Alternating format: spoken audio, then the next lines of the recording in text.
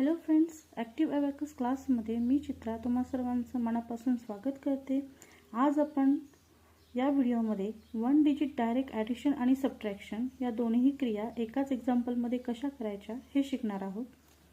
तर abacus टूलमध्ये addition करताना जे अप्पर बीट्स आहेत हे अप्पर बीट आपल्याला असं खाली घ्यायचं आहे आणि लोअर बीट जे आहेत ते आपल्याला ह्या अंगठ्याचा वापर करून वरती घ्यायचे आहे। तसंच सबट्रॅक्शन करताना अप्पर बीट हे अंगठ्याने वरती घ्यायचं आहे आणि हे लोअर बीट जे आहेत हे आपल्याला खाली घ्यायचे आहे। तर आपण पहिलं एक्झाम्पल पाहूया। 5 + 2 - 1। मग आता युनिट रॉडवर 5 + 2 म्हणजे 1 2 आणि -1। मग -1 मध्ये आपल्याला हे जे लोअर बीट आहे हे आपल्याला खाली घ्यायचं आहे या पद्धतीने। म्हणजे आन्सर आपल्याला किती येते 6।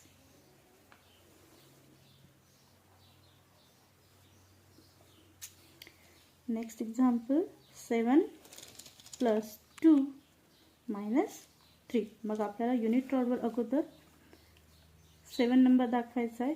युनिट रॉडवर 5 6 7 + 2 1 2 ओके -3 आपल्याला -3 करायचे आहे त्यामधून। मग 1 हे लोअर बीट जे आहेत हे आपल्याला मायनस करताना खाली घ्यायचे 2 3 म्हणजे आपला आन्सर किती येते 6।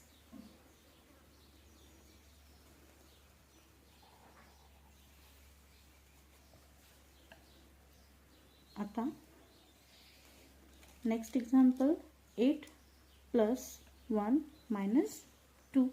मग 8 अगोदर आपल्याला बनवायचे आहेत। 5 6 7 8 + 1 - 2 म्हणजे आपला आन्सर किती येते 7।